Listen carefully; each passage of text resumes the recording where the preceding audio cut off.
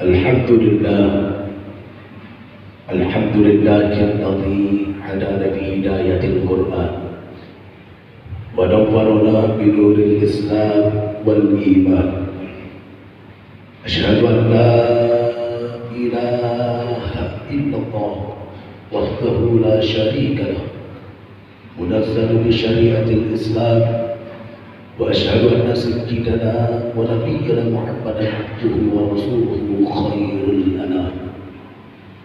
اللهم صل وسلم وبارك على سيدنا محمد سيدي ونبينا وعلى آله وصحبه ذوي الفضل والإرفان. أما بعد، فيا أيها المسلمون، اتقوا الله حق تقاته ولا تموتن إلا وأنتم مسلمون.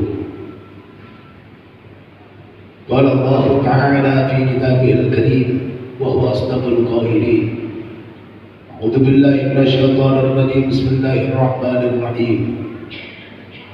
لقد كان لكم في رسول الله أسوة حسنة لمن كان يرجو الله واليوم الآخر وذكر الله كثيرا. وقال النبي صلى الله عليه وسلم: إنما بعثت لأتمم مكارم الأخلاق. وقال أيضا في حديث الأخرى: ثلاث من كن فيه حسبه الله حسابا يسيرا وأدخله الله الجنة. قالوا: ما كنا يا رسول الله؟ قال: تؤتي من حرمك وتصل من قطعك وتعفو عمن ظلمك، فإذا فعلت ذلك تدخل الجنة. صدق الله العظيم وصدق رسوله النبي الحبيب الكريم، ونحن على ذلك من الشاهدين الشاكرين. الحمد لله رب العالمين. Ma'asyiral muslimin wa nasratul mu'minin, jamaah salat Jumat yang dimuliakan oleh Allah Subhanahu wa taala. Pertama dan yang paling utama, tentunya di hari yang mulia ini tiada untayan kata yang paling pantas kita ucapkan bersama selain daripada ungkapan rasa syukur yang sedalam-dalamnya atas segala karunia yang telah Allah limpahkan kepada kita, baik karunia yang berupa iman Islam, sehat wal afiat, sehingga sampai detik ini, sampai dengan hari ini, mungkin selama ini tidak pernah kita sadari, mungkin selama ini tidak pernah kita renungkan, ternyata sampai detik ini pula Allah Subhanahu wa taala masih karuniakan kita sehat panjang umur. Tentunya tidak ada alasan bagi kita untuk tidak bersyukur kepada Allah Subhanahu wa taala. Sehingga sampai detik ini pun Allah Subhanahu wa taala masih berkenan memberikan kesempatan kepada kita selaku hamba-Nya untuk dapat melaksanakan salah satu kewajiban kita sebagai seorang hamba, yaitu melaksanakan ibadah salat Jumat berjamaah yang insyaallah pada kesempatan Jumat kali ini dapat kita laksanakan dalam keadaan sehat walafiat. Oleh karena itu, teriring kesehatan umur panjang yang Allah karuniakan kepada kita, maka teriring pula doa kita mohonkan kepada Allah Subhanahu wa taala untuk orang tua kita, saudara-saudara kita, keluarga kita, tetangga-tetangga kita yang mungkin pada kesempatan Jumat kali ini mereka dalam keadaan kurang sehat. Semoga melalui lisan para hamba Allah yang soleh, melalui lisan para hamba-hamba Allah yang ikhlas memohon kepadanya, semoga mereka semua cepat Allah angkat penyakitnya, Allah kembalikan kesehatannya, sehingga di kesempatan Jumat yang akan datang mereka dapat bersama-sama dengan kita melaksanakan ibadah sholat Jumat berjamaah, dan tentunya bersama-sama pula dalam keadaan sehat walafiat. Kemudian salawat serta salam senantiasa tercurah limpah pada seorang manusia yang agung, yang memang sudah diagungkan oleh Allah, pada seorang manusia yang mulia, yang memang sudah dimuliakan oleh Allah, pada seorang manusia pilihan yang memang sudah dipilih langsung oleh Allah. Dan lain tiada bukan adalah Rasulullah Muhammad sallallahu alaihi wasallam. Tentunya besar harapan kita selaku umat adalah, ya Allah, perkenankan kami kelak di yaumil qiyamah, Kau kumpulkan kami semua bersama dengan orang tua kami, bersama dengan keluarga kami, bersama dengan saudara-saudara kami, berada di tahta Sayyidina Muhammad, berada di bawah naungan Rasulullah Muhammad sallallahu alaihi wasallam, dan diakui kita sebagai sebenar-benarnya umatnya Nabi sallallahu alaihi wasallam. Ma'asyiral muslimin, jamaah salat Jumat yang dimuliakan oleh Allah Subhanahu wa taala. Sebelumnya khatib berpesan wabil khusus kepada diri pribadi khatib yang lemah dan yang hina, dan tentunya bagi jamaah sekalian, mari di sisa-sisa umur yang masih Allah karuniakan kepada kita, yang dimana tidak ada satupun di antara kita yang mengetahui kapan, di mana, dan dalam kondisi apa kita akan meninggalkan dunia ini menghadap Allah Subhanahu wa taala. Karena tentunya berbicara umur tidaklah berbicara siapa yang tua dan siapa yang muda. Berbicara umur tentunya tidak berbicara siapa yang sehat dan siapa yang sakit. Berbicara umur adalah berbicara kuasa Allah Subhanahu wa taala.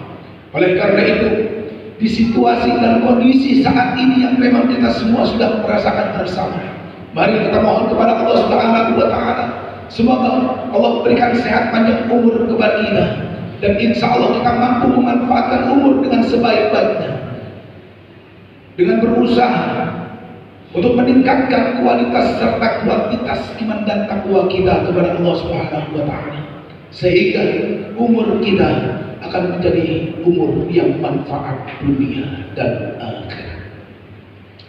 Ma'asyiral muslimin, jamaah salat Jumat yang dimuliakan oleh Allah Subhanahu wa taala. Tentunya kehidupan dunia ini adalah merupakan pelajaran bagi orang-orang yang mampu mengambil hikmah apa yang terjadi di dalamnya. Kehidupan dunia ini adalah merupakan ladang pahala bagi siapapun mereka, khususnya para hamba Allah yang cinta dengan kebaikan-kebaikan. Tetapi walaupun demikian, tentunya dalam melakukan satu kebaikan tidaklah semudah membalikkan kedua belah telapak tangan. Walaupun harapan dan doa kita sama, ketika ada suatu pertanyaan yang muncul, apakah kita ingin hidup bahagia? Tentunya kita semua ingin hidup bahagia. Bahagia yang bagaimana yang kita harapkan? Harapan kita adalah bahagia dunia dan akhirat. Oleh karena itu, di setiap doa selalu kita memohon kepada Allah Subhanahu wa taala. Kita akhiri doa kita dengan doa Rabbana atina fid dunya hasanah wa fil akhirati hasanah wa qina adzabannar. Artinya kita selalu berharap memohon kepada Allah, semoga Allah senantiasa berikan bahagia dunia dan akhirat. Dan tentunya menggapai kebahagiaan tidaklah semudah ketika lisan berucap. Butuh perjuangan, butuh sifat dan sikap dalam menghadapi aral melintang yang ada di depan mata. Oleh karena itu, ma'asyiral muslimin, jamaah salat Jumat yang dimuliakan oleh Allah Subhanahu wa taala, tentunya kita berharap melalui Rabiul Awal, di mana insya Allah merupakan pembuktian kita, cinta kita kepada Rasulullah Muhammad SAW. Karena kita sudah mengklaim bahwasanya Rasulullah SAW adalah contoh suri tauladan dalam kehidupan sehari-hari. Rasulullah SAW, kalau seandainya kita flashback ke belakang bagaimana perjuangan Nabi sering mendapatkan hinaan, Nabi sering mendapatkan cercaan, Nabi sering mendapatkan cemoohan. Tetapi Nabi hanya mengangkat kedua belah tangan kemudian memohon kepada Allah Subhanahu wa taala, Allahumma hdi qaumi fa innahum la ya'lamun. Nabi hanya memohon kepada Allah supaya mereka mendapatkan hidayah petunjuk dari Allah Subhanahu wa taala. Tetapi dalam menjalani kehidupan di dunia tentunya banyak sekali halangan rintangan yang kita hadapi. Tetapi setidak-tidaknya dengan cinta kita kepada Nabi Sallallahu Alaihi Wasallam, kita mampu menjadikan apa yang diajarkan oleh Nabi sebagai tonggak, sebagai tolak ukur dalam kehidupan kita. Mobil khusus kepada kita yang cinta dengan kebaikan, yang cinta dengan perbaikan, baik kebaikan secara pribadi, kebaikan hidup dalam berkeluarga, ataupun kebaikan hidup dalam bermasyarakat. Dimanapun kita tinggal, tentulah pasti ada orang-orang yang memiliki sifat yang mungkin membuat hati kita masuk. Mungkin banyak sekali orang-orang yang memiliki sifat yang mungkin membuat hati kita merasa sakit. Mungkin ada orang yang sering membuat hati kita kecewa. Tetapi seberat apapun kekecewaan yang kita rasakan, sesakit apapun yang ada dalam hati kita, ternyata Nabi Sallallahu Alaihi Wasallam telah mengajarkan kepada kita selaku umatnya. Apa kata Nabi Sallallahu Alaihi Wasallam dalam satu hadis yang disampaikan kepada para sahabat? Salasun man kunna fihi hasabahullahu hisaban yasir.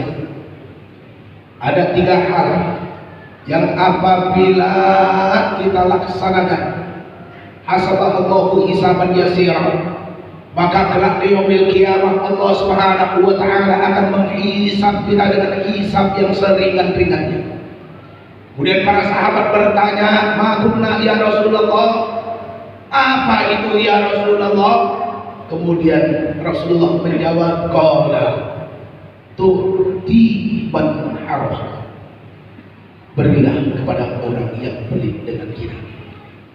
Tentunya ini bukan satu hal yang mudah, sulit, karena ketika kita menghadapi orang yang pelit, kikir dengan kita, kikir dengan lingkungan kita, kikir dengan syiar agama kita, tentunya ada penilaian-penilaian tersendiri dalam hati kita.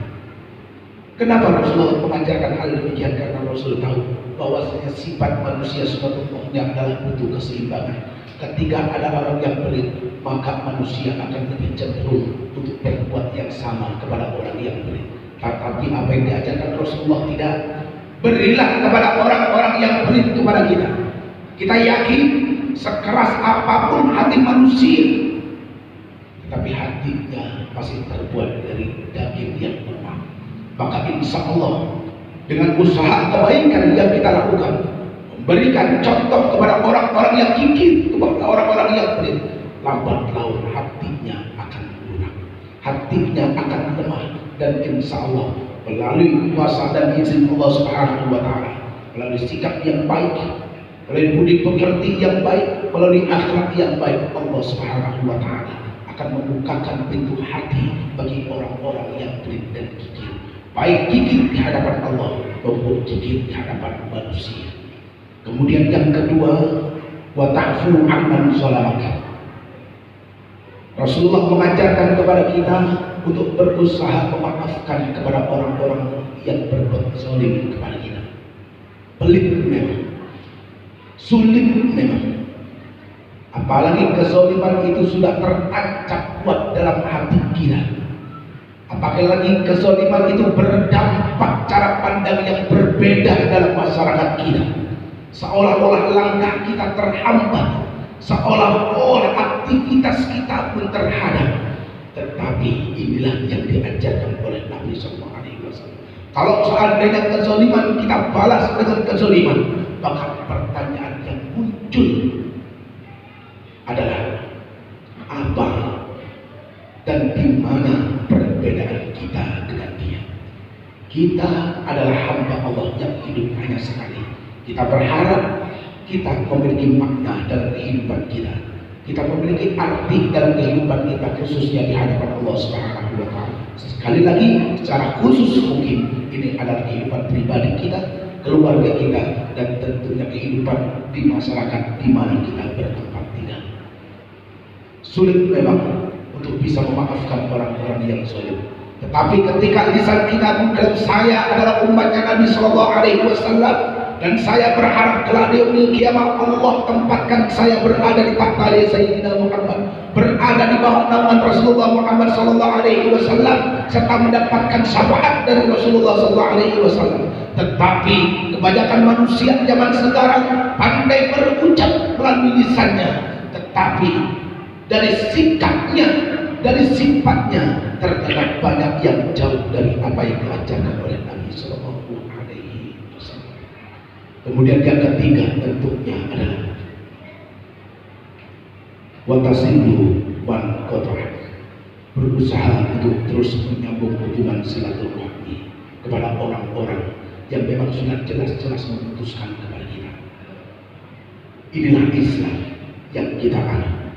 Begitu indah, begitu damai, begitu tekoslir, begitu rendah diri Islam mengajarkan kepada kita. Mengalah bukan berarti kalah, tetapi mengalah kita berharap kemuliaan di sisi Allah Subhanahu wa Ta'ala.